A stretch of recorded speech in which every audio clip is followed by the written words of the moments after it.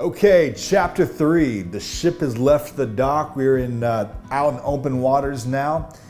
Last chapter, we talked about the strength in the wheel going, and the strength we have. Now, we're going to talk about urgency. So first, we talked about ownership, while the second chapter was about belief that our skill set is enough for God to work through.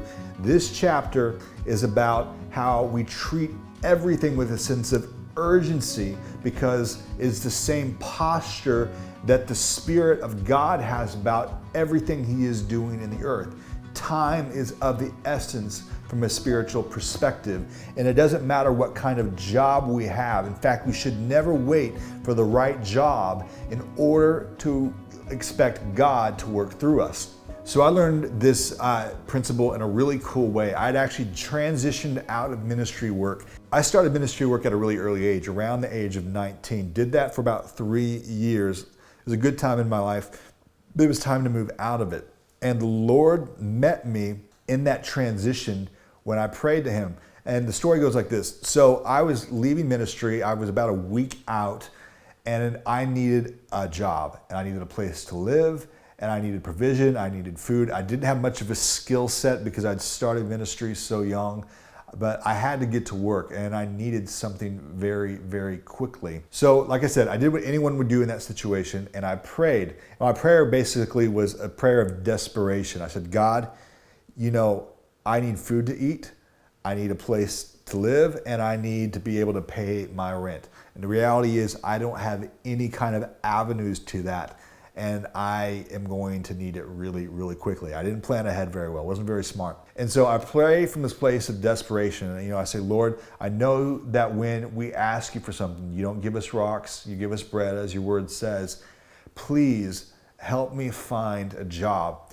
Immediately in my spirit, I get this calming answer, and He goes, son, I'm gonna let you down easy. And so that was all I needed. I took that word for what it was, and I just put the thing out of my mind, didn't think about it. Well, like the next day, I'm hanging out with some friends, and this guy I have not seen in probably 3 months walks into the room, and isn't even there to see me, sees me, pauses, and goes, Pierce, do you need a job? And I go, yeah, actually, I do need a job. He goes, well, hold on, let me call somebody. Again, knows nothing about my circumstance. Gets on the phone. I don't breathe for probably 5 minutes while he's on the phone. He puts his phone down after talking to somebody and goes, okay, can you start tomorrow? Of course I can start tomorrow. I need a job really, really badly. I said, great, you start tomorrow. Now, the work that I was doing was not my idea of like an ideal job. What I was doing was actually construction work on the top of skyscrapers. So if you're height adverse, or you're not, particularly great with your hands, or, you don't have a background in construction, it's not necessarily your idea of like the perfect job scenario. But it was good work, and I knew that God had supernaturally provided for me in a way that only He could do. It was a miracle. It was a flat out miracle of God's provision in my life. I could have looked at that job and said, you know what, this isn't really where I see myself in 20 years, so I'm going to take a hard pass. But I knew that even though it wasn't the work particularly that I wanted to do, that God had provided the work. I knew He was looking out for me, and that relationally He had gone before me in order to provide an avenue, an arena, some agency for me to discover what He wanted me to do. And so that season in my life, I operated from a position of knowing that I was in the place that God wanted me, even though it didn't necessarily feel like the exact thing that I wanted to do in life. But that was okay, because God began to work through my heart, my mind, and the people around me in order to give me vision for what I was going to begin to do for the next, decade of my life. And that is where calling starts. Once we believe that, one, we can go with the skill set that we already have, we have to believe that we can use that skill set now in the arena that we are in order for the calling of God to rest on us. So as we begin to rest in the reality that all work is right for God to work through, that is when we begin to see the scaffolding of kingdom work all around us.